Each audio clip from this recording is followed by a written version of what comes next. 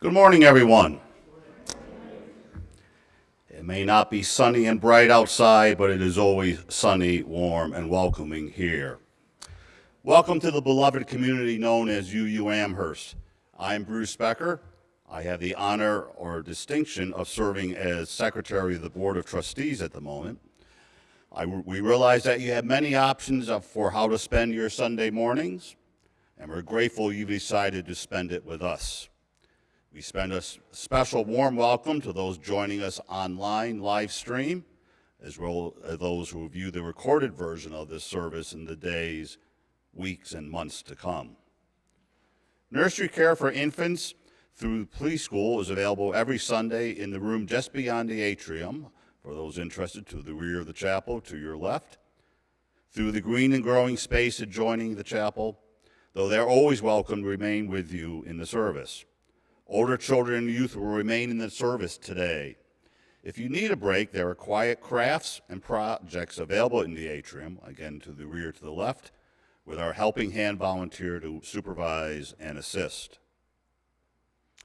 For those gathered in the chapel, I invite you to put your phones on airplane mode, and as we call it, worship mode, so that you and all may be fully present and free from distraction, as well as freeing up web bandwidth so our live streaming friends can enjoy the service without interruption.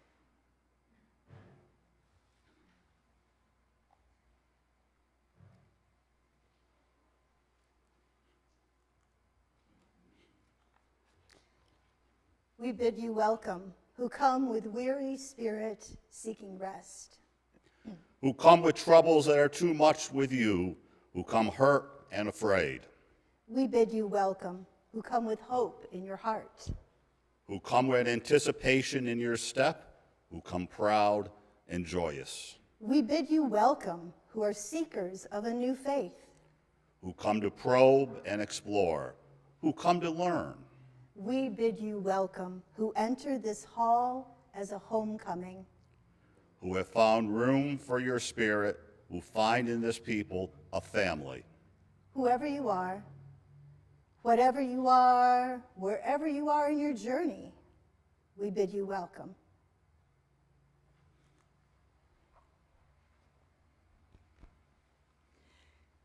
Today is Ingathering Sunday, our annual ritual of return and renewal. It's one of my most favorite days of the year. A worship design coach that I admire says that good worship includes visuals, something tangible, something that makes people think something could happen here.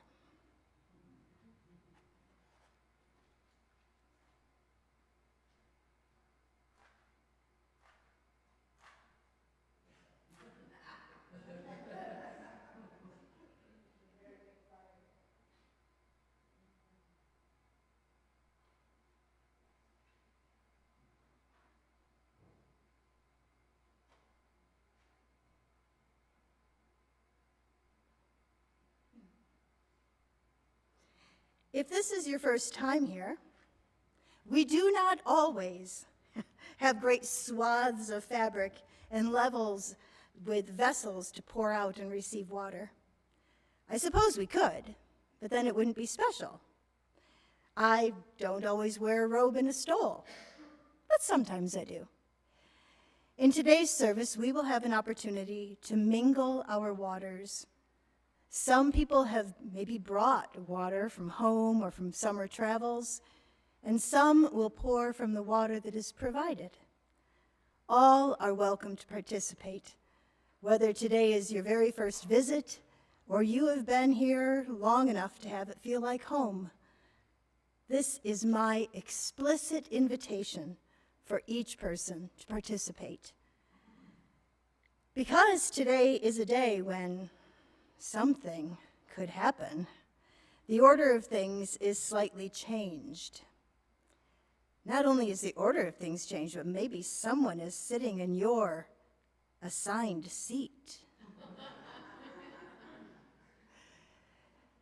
We are people with big hearts and flexibility. And so I invite you to, as we do things differently or perhaps in a different order, relax, breathe, and trust that everything will unfold in exactly the way it is meant to do. Because we are the container where the predictable and the surprising can meet and merge.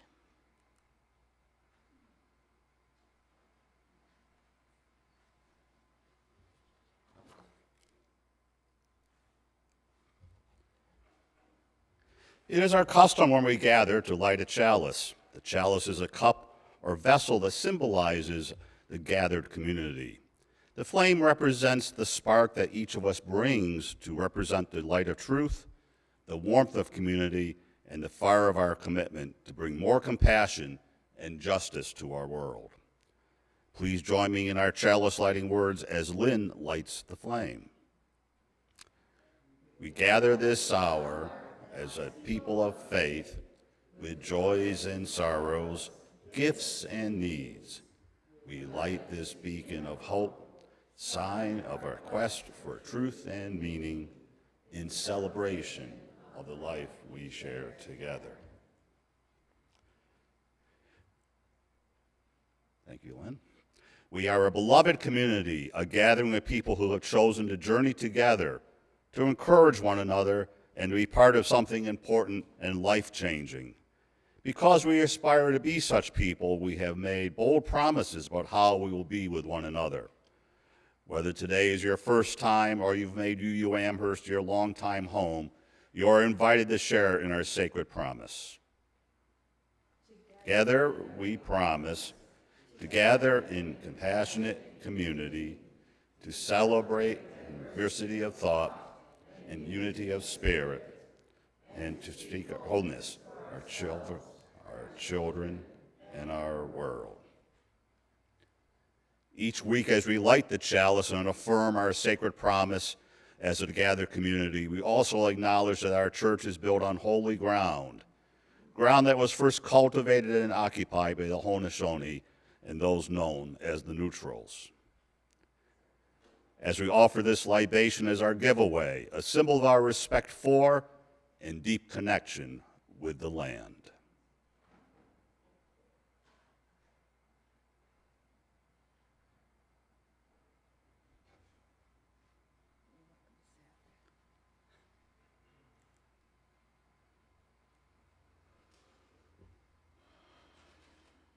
Each week, we bring our whole selves into this sacred time, our joys, our sorrows, our concerns. I invite you to come forward and to place a stone or a shell on the table labyrinth here up front in recognition of all that you bring and all that you are. May we remember that we are called to heal and bring love and hope to the broken places. Come forward as you will.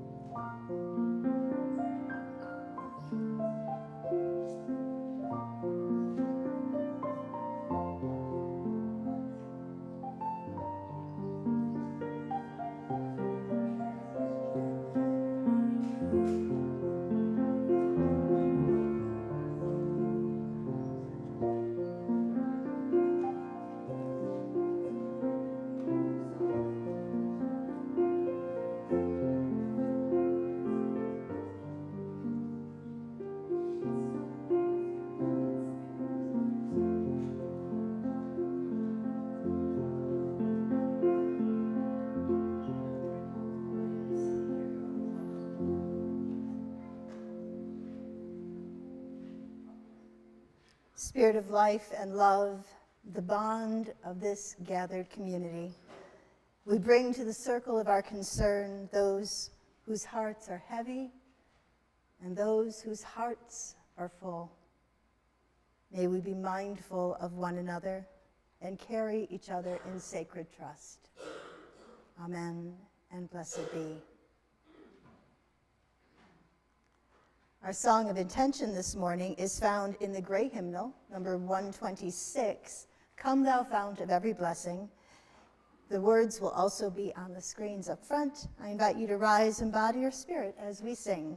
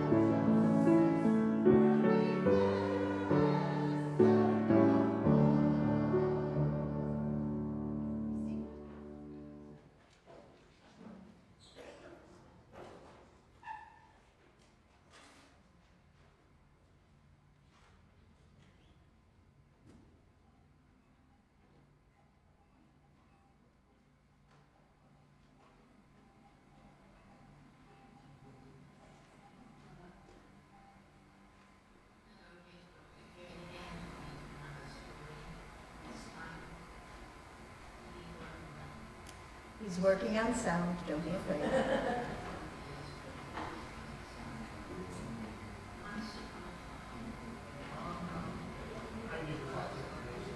Okay, how about I just tell the story? Yeah. Good idea. Yeah.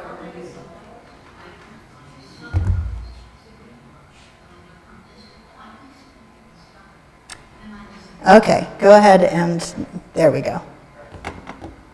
Because I'm an expert at this story, because I watched it once. So it's a story written by Jane Goodall and illustrated by Alexander someone. And it is a story of the eagle and the wren. So as it happened, all of the birds were gathered in one spot.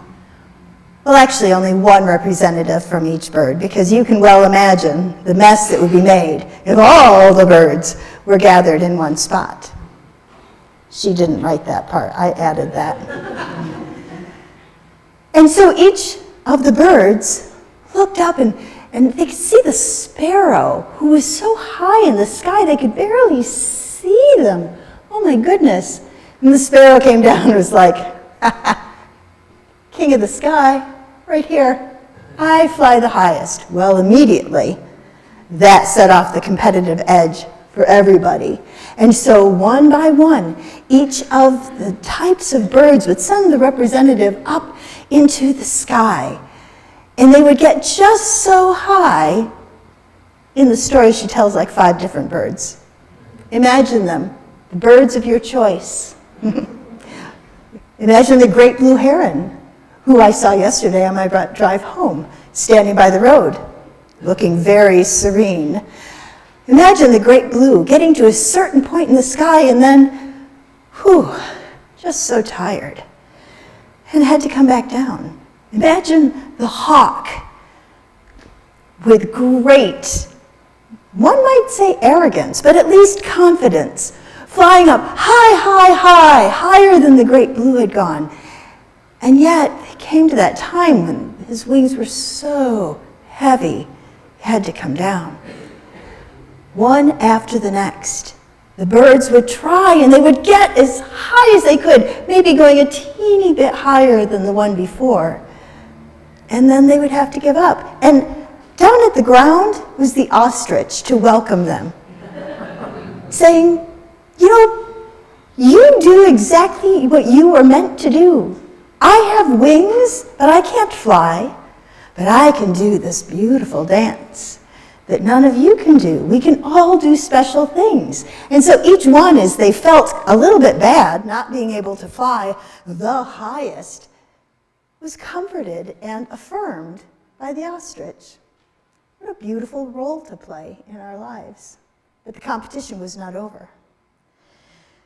Finally, after everybody, including the turkey buzzard, who on his way down noted that lunch was ready, they just could only get to a certain point. And so the eagle unfolded his great wings and said, "It's been wonderful seeing how high you all could fly, but I've got this." And so he took off in those wings, just a whoosh of those wings as he went higher and higher and higher. And in many Native American traditions, and even Celtic traditions, the eagle is credited with giving us perspective, because the eagle is so high, can look down and really get a sense of things. I also added that part. But even at a point, the eagle, oh boy, it's tiring up there. The oxygen gets a little thin, and he realized he couldn't fly any higher. And then he felt a little tickle in his shoulder blades. Do they have shoulder blades? And a little wren, a wee little wren, popped his head out and was awed by the expanse of sky. They were above the clouds. And the wren, with his tiny little wings, took off. And with great joy, making figure eights, dive bombing, this was the best. And the eagle was a little put out. You would never have made it this far without me. And the wren said, "I know, isn't that great? I would never, ever have gotten this far without you, without your help, without your strength." And so the wren and the eagle sort of raced to the ground, got there at the same time, the miracle of stories. And both of them realized that they had both achieved what they had hoped to do, and that they had been able to do it together. Let that just go from your head, trickle down. Doesn't that feel good?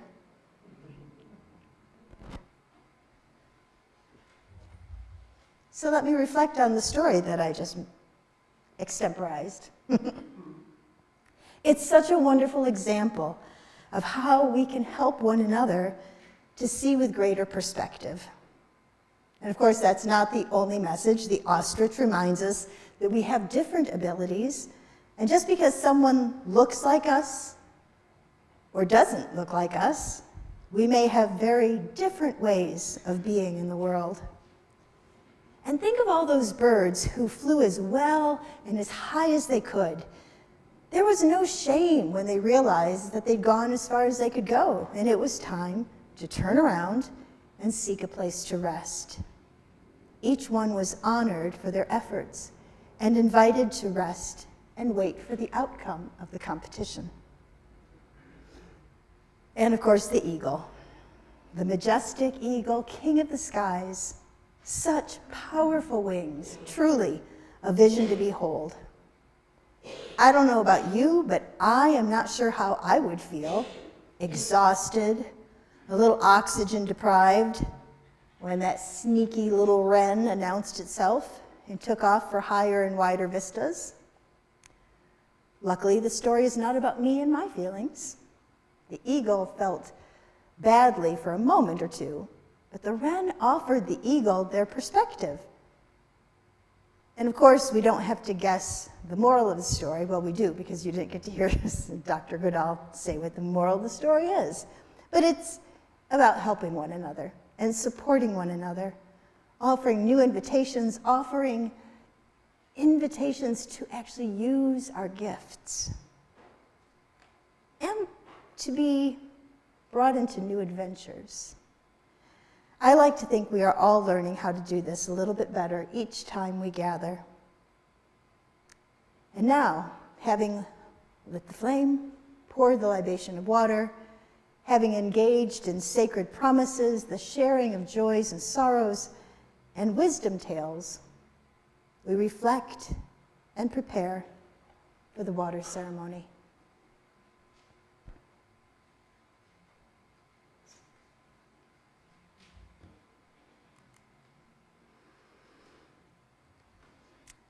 This is a call to flow as the river flows, effortless and mighty, to find hope in each other, to inspire each other, to never go it alone.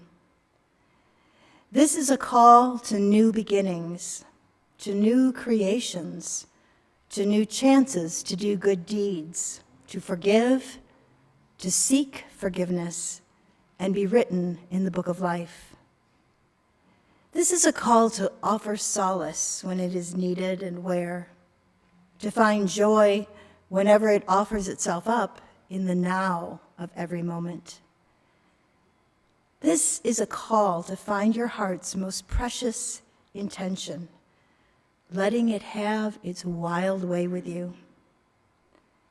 This is a call to come back, to come home, come to your senses, come to yourself, come to your whole and holy self.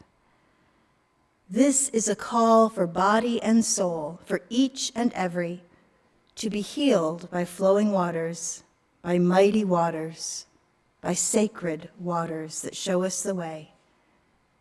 So come, let us worship together. I invite our choir ensemble to please come up.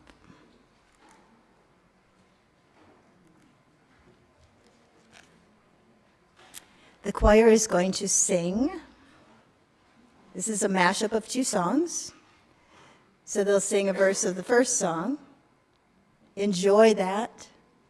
And then they're going to sing a verse of a short song and enjoy that, but listen, because you will be invited to join us for 3 more repetitions after you've heard it once. And I'll remind you, don't worry, you don't have to guess.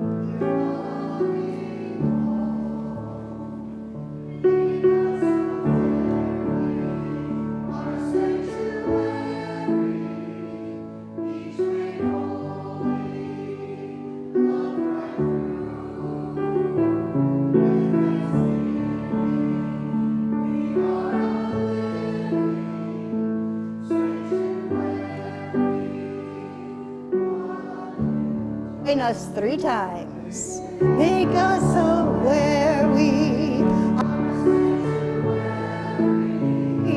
each made holy, loved right through.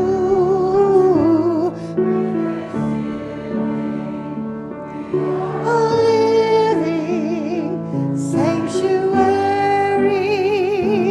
a new second time. Make us aware we are a sanctuary,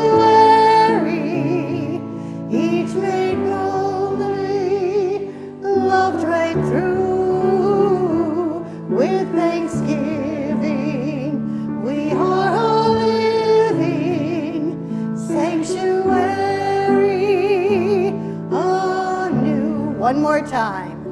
Make us aware we are a sanctuary.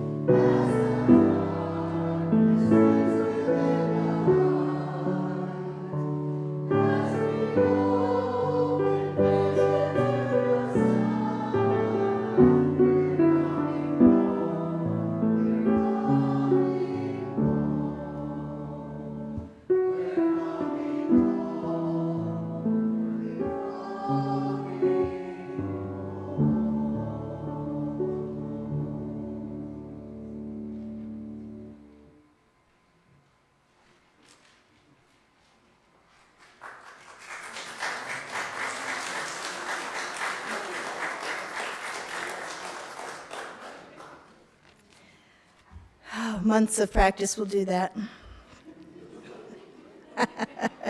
That's a different word that starts with an M. Minutes. Our lives are fleeting and so connected. Author and researcher Brené Brown asserts that humans require 3 things to thrive: a sense of belonging, meaning, and purpose. Today, we enact those necessities as we affirm our belonging in beloved community through meaningful ceremony and renewed shared purpose. You can choose to belong here. We are the church of open minds, loving hearts, and helping hands. Our shared values of individual inherent worth and dignity, promoting justice, equity, and compassion, respect for the web of life, and the freedom to responsibly search for truth and meaning are what bind us together. We don't have to believe the same things or define what is of ultimate importance to us with the same words. Even with all of that freedom, we are not free to believe whatever we want. You see, we value science and reason, and we heed their guidance.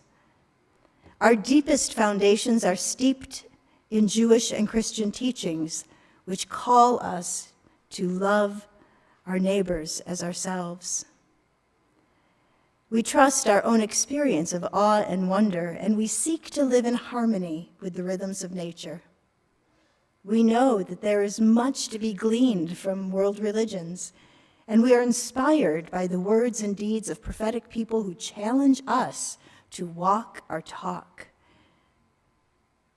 If you choose to belong here, be warned. you will be changed. You will be challenged to grow your soul. You will experience the joy of community and the friction sometimes of being part of something that is larger than any of our personal preferences and proclivities. There will be times that this community brings you great joy and times of great disappointment. We are fallible, fragile beings, and sometimes we react and respond from our woundedness rather than our wholeness, myself included. Forgiving and being forgiven is what belonging is all about. Humans need three things to thrive: a sense of belonging, meaning, and purpose. I like to think of these as a three-legged stool. It means that all three legs are necessary in order to function as a stool. This is not an exercise in multiple choice where you choose one. Although belonging can be hard work, I think it is the easiest leg on our stool. Maybe because it is the most fundamental need for our survival. So we're a little more ready to work at it. But meaning and purpose, those are a little more ambiguous and a bit higher on Maslow's hierarchy of needs. Meaning and purpose enrich our lives, but it is possible to survive without them for a while. Meaning-making is what makes us human. It is the mystery of consciousness. It is discovering what is of ultimate importance to us as individuals. Our lives are fuller and richer when we have a deep sense of meaning, which leads to articulating a purpose, a reason why we are here that finds expression in our deeds.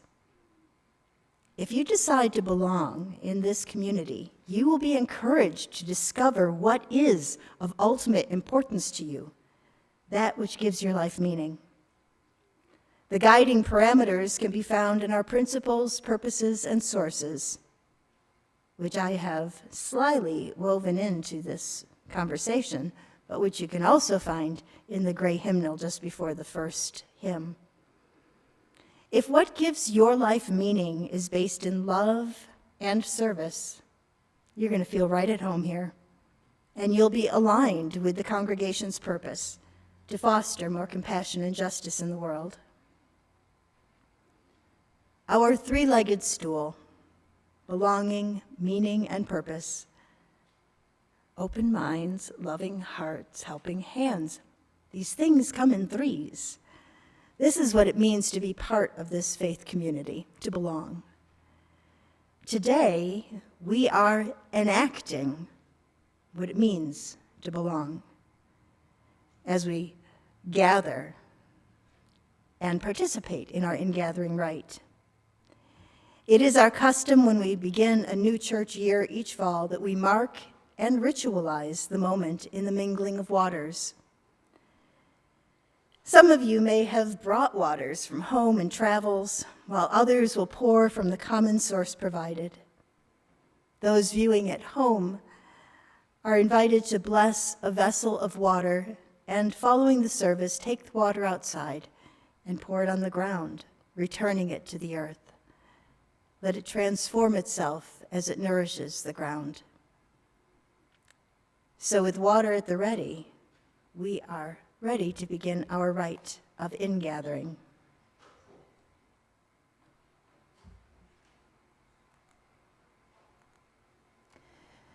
We bring our waters, which have touched the west, the north, the east, and the south, which come from the sky, the surface of the earth, and from deep wells and springs within the earth. We bring water that belonged to lakes and streams, reservoirs of fresh waters that quench our thirst. We bring water that is part of the great oceans and the seas that circle the globe, teeming with life, the source of all life. May we bring water to this place of meeting and sharing. There are 2 vessels, because I will be asking you to come from the side aisles. Just going to move this microphone.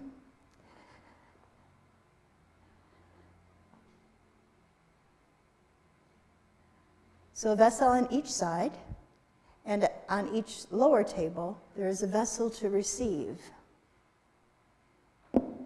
And you'll simply pour from the vessel, or the water that you brought, into the vessel to find it.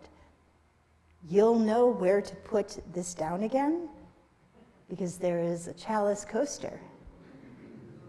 Because there's a lot of fabric here, and some of it has nothing under it other than air. And we don't need more drama in our lives. So you'll be coming from either side, choosing a vessel.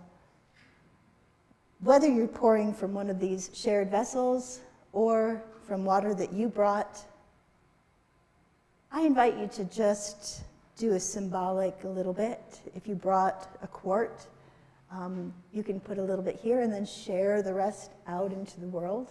This morning when I came in, there was a young buck right outside that window. Absolutely thrilling. We are in natural space, and so if you brought a lot of water, bless our space outside with that water. But I invite each person to give a little bit. If you've never been here before, if you're not necessarily a Unitarian Universalist, that's okay. This is water. This is our most shared, precious thing. This is life. We cannot exist without water. And so I invite you all, whoever you are, wherever you come from, whomever you love, to participate. And so I begin recognizing that there are those who are no longer on this earth journey with us.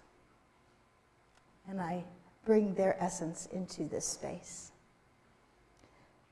So you'll be coming from the side aisles so that you can return to the middle aisle, and there will be no collisions. I trust that. Please come forward as you will.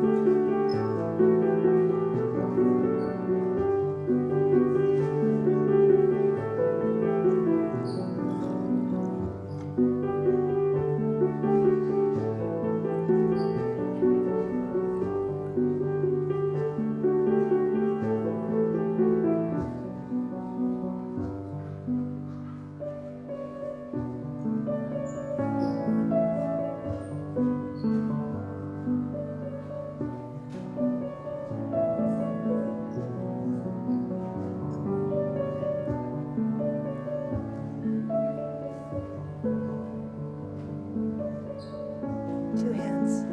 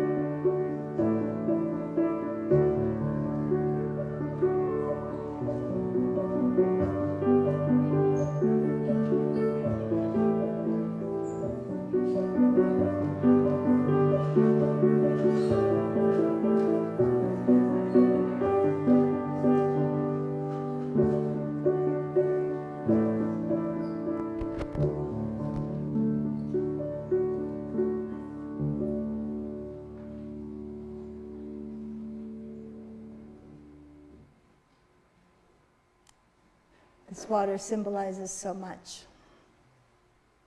Fun and friends at summer camp, tears of sorrow, bittersweet tears as our children launch themselves into young adulthood, leaving for college. Sweat from toiling in the garden. Memories of loved ones gone or those estranged. Tears of joy. Those unbidden tears that we can't even explain, that just well up. Water from rivers, oceans, streams, and faucets. Carrying all we bring to this moment, this sacred moment.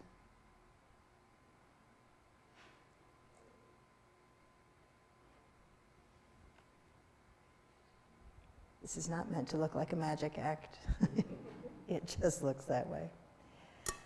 Because it is important that even though we poured water into separate vessels, to understand that we are all one community.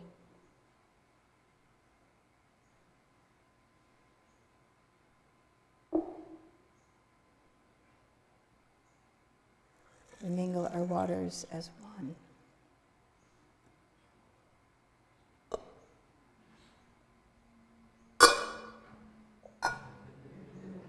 You know, I try so hard to be dignified. In this bowl, there is new water formed in the atmosphere daily. There is old water. Water is old as the earth. Water from which life has evolved over the eons. The water of life, from which all life flows. We are all connected. So today we bring water to give back to the earth, to mingle with the waters of the earth and join all living things.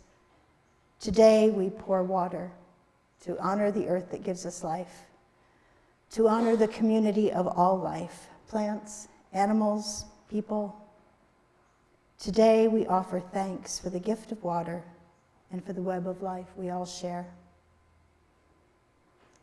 May our separate waters joined into one sacred stream as we add our lives into the stream of living souls who live out love, work for justice, and hunger for peace.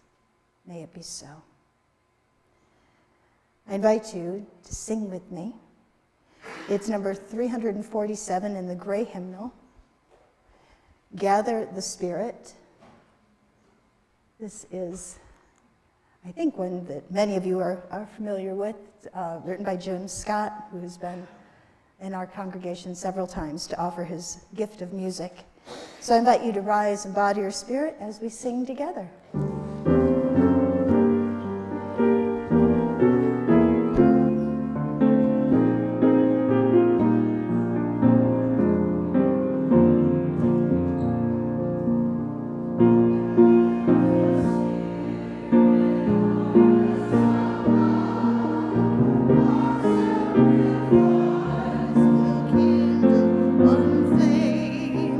Witness the mystery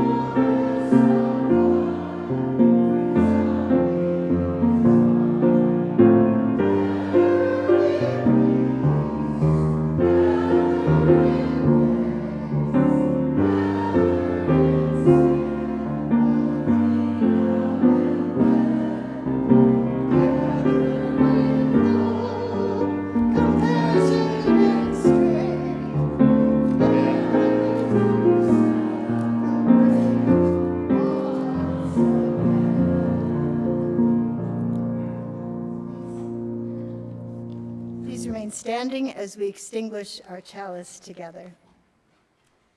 We Extinguish this flame, but not the light of truth, the warmth of community, or the fire of commitment. These we carry in our hearts until we are together again.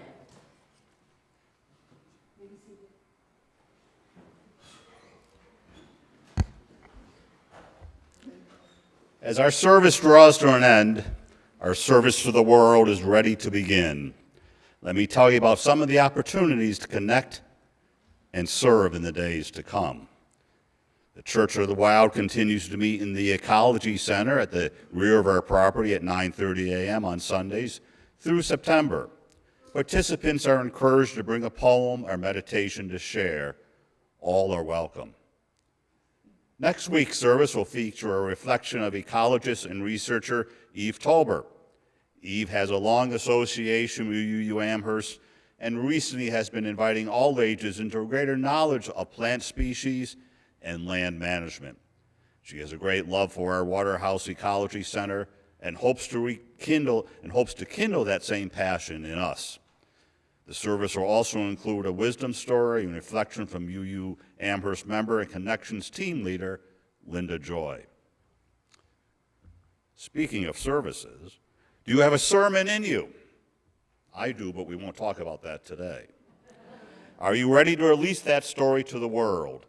Preaching by Parishioners, a unique program to UU Amherst, is returning after a short hiatus. 20-plus years will make anybody tired. Want to know more about it? Come to an introductory meeting on Wednesday, September 13th, 7 p.m. in the Bullfinch Room in the classroom wing, or connect with Jerry Kent during coffee hour. Jerry, please, Jerry's in the rear. Most of us know Jerry Kent, so please connect with Jerry so that if you have any questions, and he can connect with you. Next Sunday, the Facilities Task Force will hold an informational meeting right after the coffee hour, approximately 12 noon in the Emerson Room. At this meeting, the task force will review the ongoing task of improving our neglected church facilities. A much needed project that looks to the future of our beloved church and our community. Please plan to stay after coffee hour to attend this important meeting. Your input, questions, and concerns are welcome. I'm going to call up Diane Bowfinger at this time.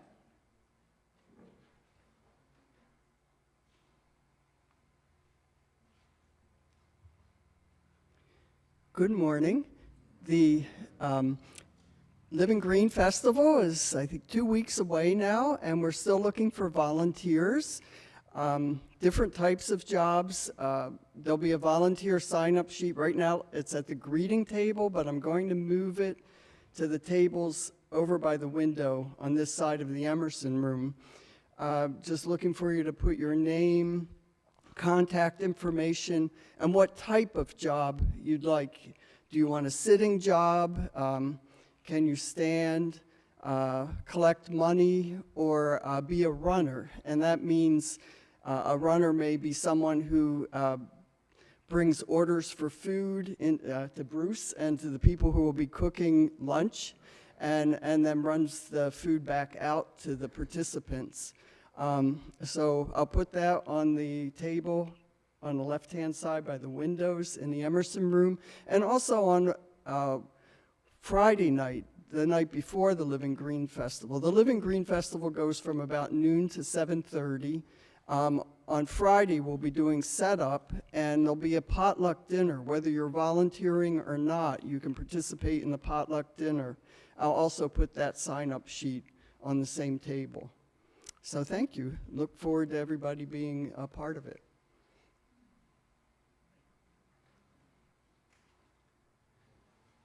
And indeed, as Diane just mentioned, you will have the opportunity to partake of food and beverages from the Green Cafe, with yours truly manning the griddle.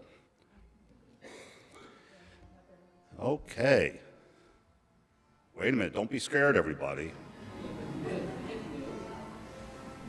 I hear music. Here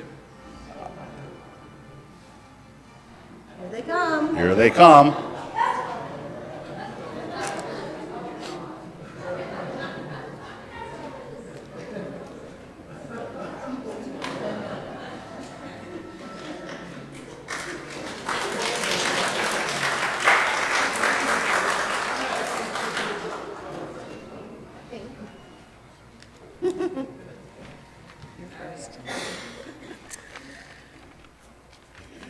right, hear ye, hear ye, all you congregation of the UU. Where's Marie? Marie?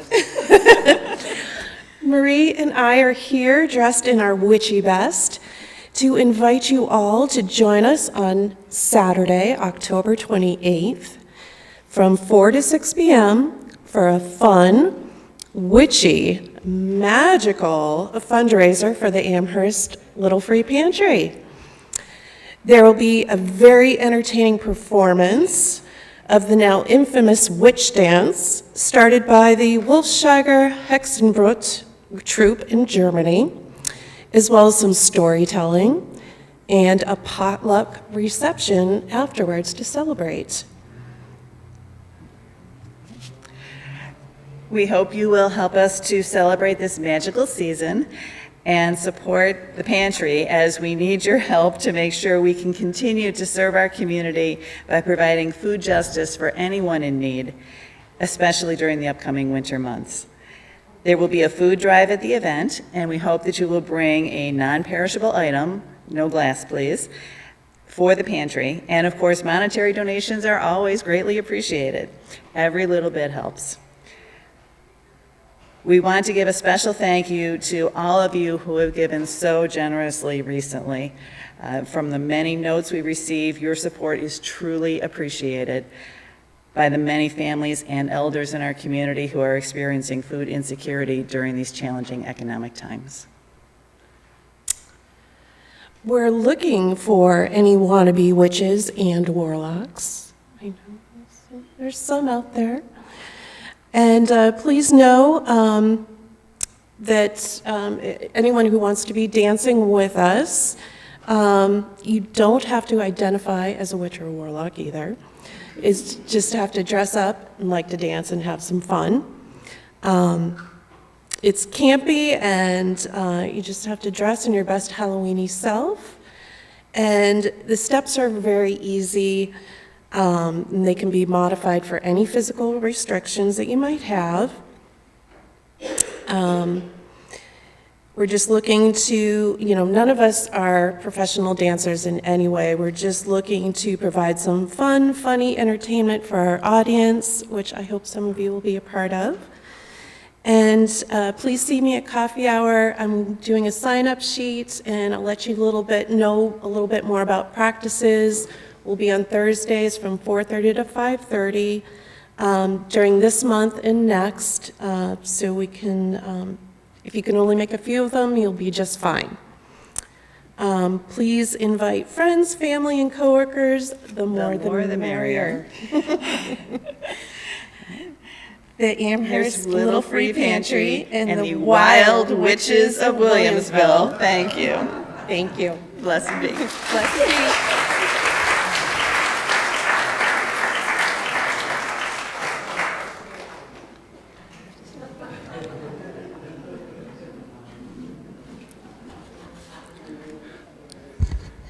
Very hard act to follow. But of course, we would be remiss if we did not invite you to participate in supporting our mission and ministry of UU Amherst with your financial gifts. You'll find a green basket at the back of the chapel to receive your contributions, or you can give online by going to our website, uuamherst.org, and clicking on the giving link, or text your gift to the number on the screen.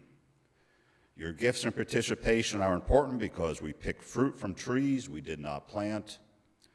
We drink water from wells we did not dig.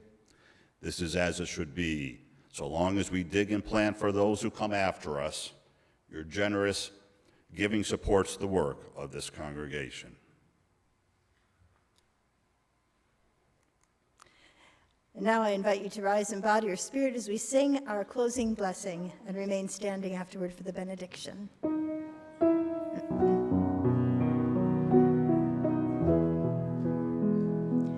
Travel light and travel easy till I see you once again. Travel light and travel easy, and remember I'm your friend.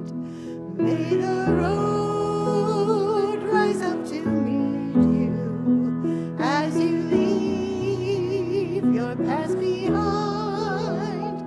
I will think about you gently, and I'll hold you in. Look at one another, travel light and travel easy, till I see you once again.